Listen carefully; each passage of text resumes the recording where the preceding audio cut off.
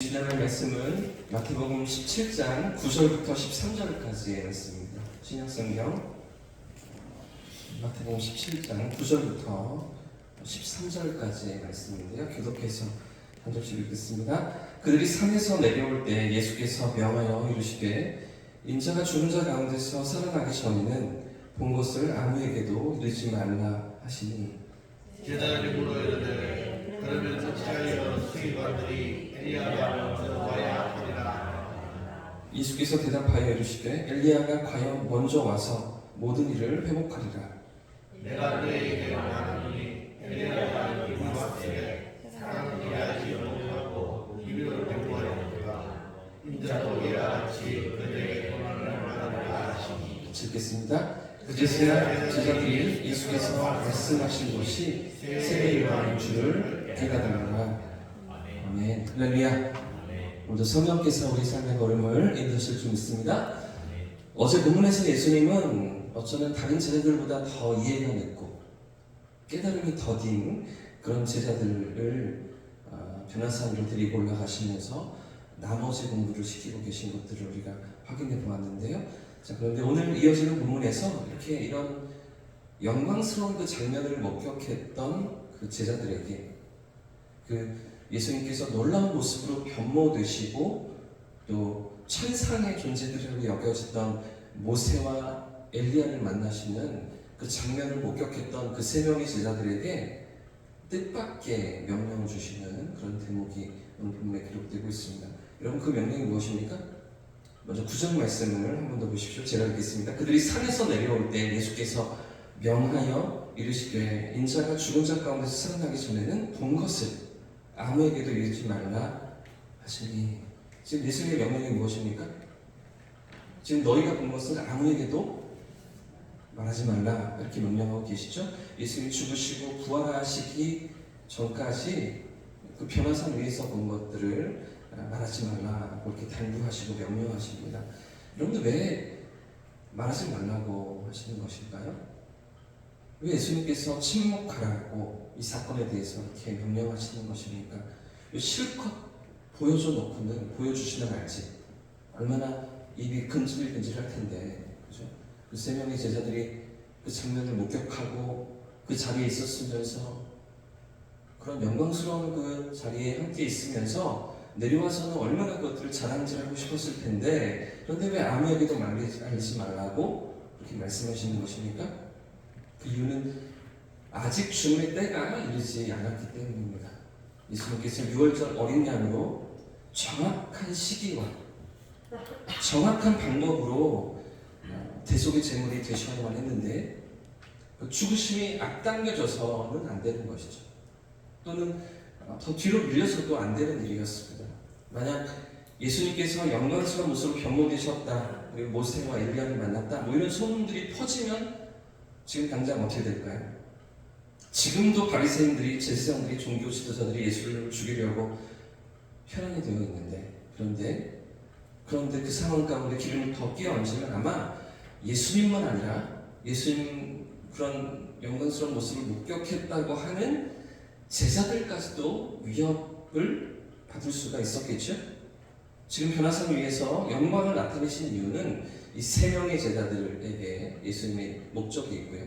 더 나아가서 시간이 지나서 이 모든 일들을 또 깨닫게 하실 때 믿음을 주시려는 예수님의 계획, 주님의 그 목적이 있지만 지금은 당장은 다른 사람들에게 알리는 일이 필요치 않다고 예수님이 여기셨기 때문입니다. 아직은 예수님께서 가실 길이 남아있었기 때문이죠. 아직은 계획하신 그때가 이르지 않았기 때문입니다. 그래서 말하지 못하도록 예수님께서 당부하시고 명령하시는데, 자, 그러자 이제 제자들이 예수님께 묻기 시작합니다. 10절 말씀인데요. 10절 말씀을 같이 한번 읽어보겠습니다. 시작. 제자들이 물어 이르되 그러면 어찌하여 서기관들이 엘리야가 먼저 와야 하나이까? 아멘. 지금의 질문은 변화산에서 엘리야를 본 그 상황과 또한 그것을 말하지 말라고 하시는 예수님의 명령 때문에 궁금함이 막 일어나서 예수님께 여쭙고 있는 그런 장면입니다. 당시 유대인들은 장차 오실 메시아를 기다리면서 서기관들이 늘 가르쳐왔던 말라기 3장과 4장의 예언을 그들이 기억하고 있었거든요. 말라기 3장 1절 말씀은 이렇게 기록되어 있습니다. 만군의 여호와가 이르노라 보라 내가 내 사자를 보내리니 그가 내 앞에서 준비할 것이요 또 너희가 구하는 바 주가 갑자기 그의 성전에 임하시리니 곧 너희가 사모하는 바 언약의 사자가 임하실 것이라.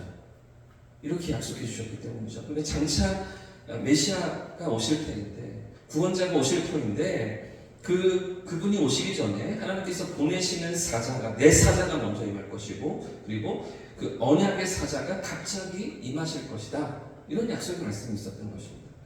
뿐만 아니라 말라기 4장 5절 말씀도 마찬가지인데요. 보라 여호와의 크고 두려운 날이 이르기 전에 내가 선지자 엘리야를 너희에게 보내리니 그가 아버지의 마음을 자녀에게로 돌이키게 하고 자녀의 마음을 그들의 아버지에게로 돌이키게 하리라.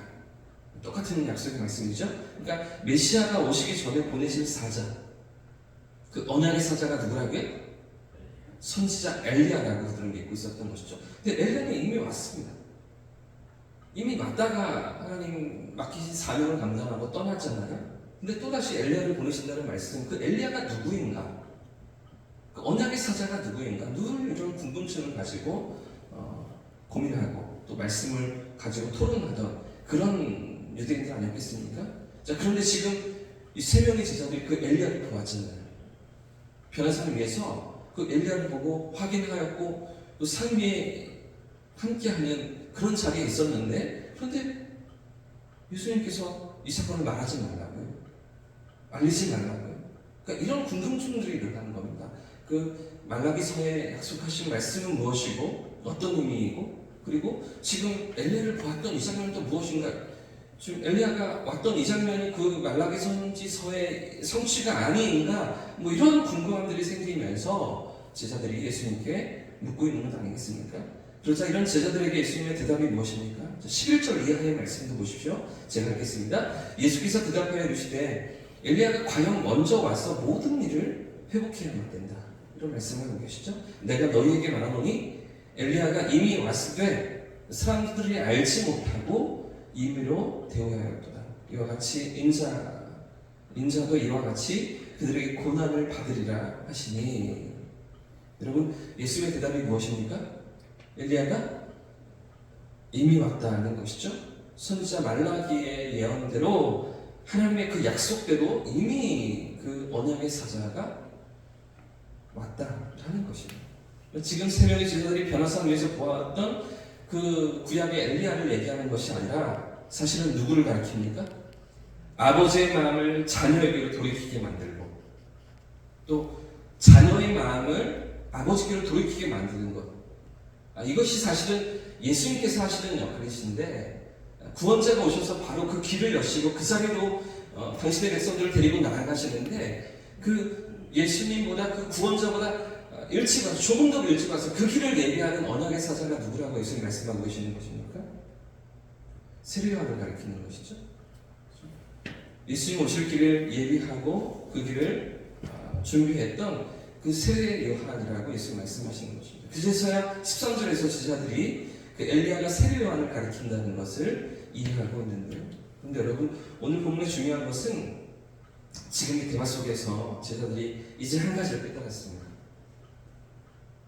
그동안 계속해서 품고 있었던 궁금했던 것을 하나를 해결했습니다. 그 선지자 엘리야가 누구인가? 언약의 사자가 누구인가? 이 사실을 깨닫고 이제서야 예수님께서 풀어주시고 설명해 주시고 가르쳐 주실 때에 그 언약의 사자에 대한 깨우침이 그들 안에서 일어나고 있지 않았겠습니까? 근데 여러분 문제는요. 지금 이 대화 속에서 제자들이 여전히 깨닫지 못하고 있는 것이 무엇입니까? 이 세 명의 제자들이 여전히 이해하지 못하고 있는 것이 무엇입니까? 이와 같이 인자도 그들에게 고난을 받으리라 하시는 이 말씀을 그들은 아직도 여전히 이해하지 못하고 있는 것이죠.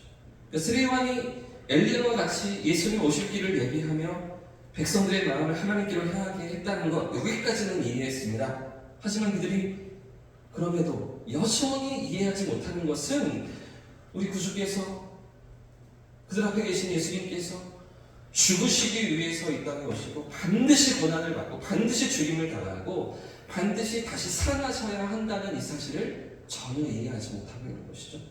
전혀 이 내용을 감지하지 못하고 있는 것입니다. 지금 예수님께서 또 한 번 그 말씀을 하고 계시잖아요. 이와 같이 인자도 하시면서 세리완처럼 헤로드의 그 제물로 죽임당했던 그 세리완처럼 예수님께서도 그 고난의 길로 죽음의 길로 나아가고 계시는데, 그런데도 불구하고 그 말씀을 가르쳐주고 계시는데도 전혀 이해하지 못하고 있는 거죠. 여러분, 잠시 후에 또 이제 우리가 다음 주에도 살펴보겠지만 예수님께서 18장에서 또 한 번 2차 순환 예고를 하십니다. 예루살렘으로 올라가셔서 넘겨진다. 종교 지도자들에게 넘겨지고 그리고 죽임을 당하고 3일 만에 부활할 것을 예수님께 또 한 번 가르쳐 주십니다. 이미 한 번 가르쳐 주신 16장에서 가르쳐 주셨습니다. 오늘 이 대목에서도 넌지시 이와 같이라고 말씀하시면서 그 사실을, 그 진리를 지도자들 앞에 말씀하고 계시길 18장에서 또 가르쳐 주시는 예수님이신데 여전히 깨닫지 못합니다. 20장에서 또 한 번 세 번째 순환 예고가 있는데도 불구하고 여전히 그들은 이해하지 못하고 깨닫지 못하는 제자들인 것이죠. 여러분, 왜 그랬을까요? 왜 예수님이 계속해서 반복적으로 말씀해 주시고 깨우쳐 주시는데도 그들이 이해하지 못하고 있습니까? 그들은 예수님을 메시아를 정치적이고 군사적인 구원자로 기대하고 있었기 때문입니다. 여전히 이스라엘의 민족적인 해방을 주고 자유를 주며 영광을 회복시켜주는 그런 인간적인 메시아로 예수님을 기대하고 바라보며 그분을 대하고 있었기 때문인 것이죠. 사실 당시 유대인들이 세례요한을 알아보지 못했던 이유도 이것 때문이었습니다. 하나님이 약속대로 세례요한을 그들 가운데 보내셨음에도 불구하고 그 보내실 언약의 사자가 정치적이고 군사적인 메시아일 것이라고 그들은 기대하고 예상하고 있었기 때문이죠. 지금 제자들 역시도 예수님을 바라보면서 여전히 그 생각에서 벗어나지 못하고 있었던 것입니다. 여전히 민족적인 그런 메시아로 예수님을 기대했던 것인데, 여러분, 오늘 본문의 제자들 어때 보이십니까?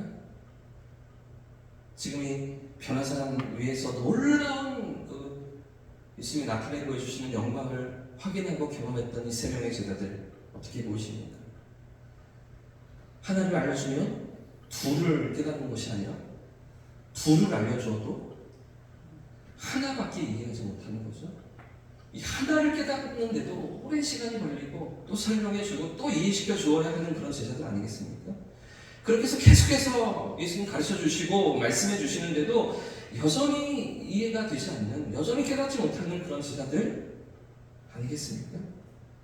여러분, 그런데 저는 이런 제자들을 보면서 좀 위로가 되는 것 같습니다. 좀 소망이 생기는 것 같습니다. 이런 제자들인데도 예수님 여전히 기다려주시는 거죠. 이런 이해가 늦은 제자들인데도 불구하고 이런 그들을 통해서 일하시기를 기뻐하시는 우리 주님이신 것입니다.